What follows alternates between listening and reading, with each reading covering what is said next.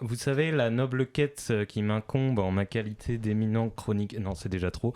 Vous savez, ma mission en tant que chroniqueur, c'est quoi?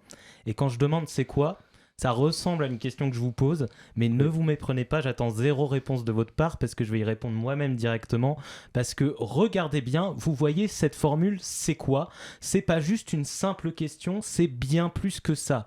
C'est une arme redoutable visant à exploiter ce que l'on pourrait définir comme la dynamique d'engagement cognitif. En effet, elle se situe dans ce que l'on pourrait qualifier la zone d'activation perceptive chez l'auditoire. Ainsi, vous créez un suspense dans l'esprit de vos interlocuteurs qui attendent impatiemment votre réponse. En somme, cette locution qui peut paraître anodine est en fait un art subtil de la persuasion. Je l'ai lu dans Le pouvoir rhétorique du Harry Potter de la branlette sémantique, Clément Viktorovitch. Non, bah non, trop pas. Oui. Vous savez pourquoi? Oui, monsieur. Et bah là, pareil, je vais auto-répondre à la question parce que je suis encore un jeune, donc fatalement, je suis dopé aux écrans toxiques qui réduisent mon cerveau à l'état d'une vieille éponge et ma capacité d'attention à celle d'une cacahuète grillée. Et les jeunes dopés aux écrans toxiques qui réduisent leur cerveau à l'état d'une vieille éponge et leur capacité d'attention à celle d'une cacahuète grillée. Je vais mourir, je vais avoir une crise cardiaque avec ces phrases trop longues. Il y aura de l'eau après. Et ben ça lit pas, voilà, ça ne lit pas, c'est un axiome de base. Oui. Mais halte aux digressions inutiles, je sais pas ce qui m'a pris d'habitude, c'est pas trop dans ma ligne de conduite de m'écarter du sujet que je voulais traiter en racontant tout un festival de conneries à la place. Bien sûr, oui. Moi qui suis si attaché à être économe de mes mots. Bien sûr. Ma mission en tant que chroniqueur, disais-je, c'est évidemment de vous sensibiliser aux événements importants qui font la une de l'actualité en me calant sur l'agenda des grands médias. Donc je ne vais pas vous faire perdre votre temps avec des futilités insolites auxquelles personne s'intéresse comme les annonces de Gabriel Attal, les Jeux Olympiques et tout ça. On va monter un peu le niveau en saisissant l'ampleur du fameux défilé de chameaux qui a lieu demain à Paris. Ça a toutes les compétences pour être passionnant. Un défilé d'une 50aine de chameaux prévu autour de la Tour Eiffel demain a été interdit par le préfet de police de Paris.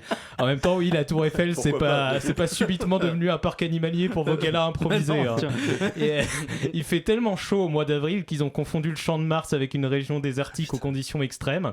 Donc allez, on va y mettre des chams, la fontaine du Trocadéro, on n'a qu'à dire que c'est un oasis, puis vous me remplacerez la Tour Eiffel par un cactus, tiens.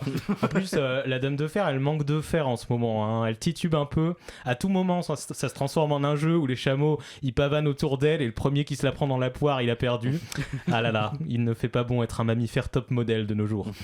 Tiens d'ailleurs, quelle est la différence entre un chameau et un dromadaire? Basique.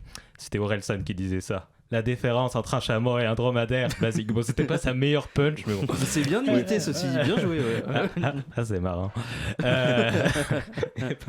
Et ben, le dromadaire, il a une bosse et le chameau, il en a 3 car il en a ajouté une à sa collection après s'être mangé une tour Eiffel sur le dos. Je rappelle que j'ai 7 auteurs qui écrivent mes blagues, dont Nicolas Canteloup. En tout cas, Ceci explique cela. En tout cas, la police, toujours là pour répondre aux défis de notre époque, la police. Hein. Merci. Autant pour arrêter d'être une institution meurtrière qui défend les classes dominantes, les gros nuls. Autant pour arrêter tout ce qui est parade de camélidés, il n'y a rien à redire, hein, bravo. Mais la parade devrait néanmoins se tenir au bois de Vincennes, finalement. Donc si jamais demain vous êtes en pique-nique convivial entre amoureux et qu'à un moment vous sentez quelques gouttes, pas de panique, détendez-vous, c'est pas de la pluie, c'est juste un crachat de la faune locale. Ouais, bon, je confonds peut-être avec les lamas.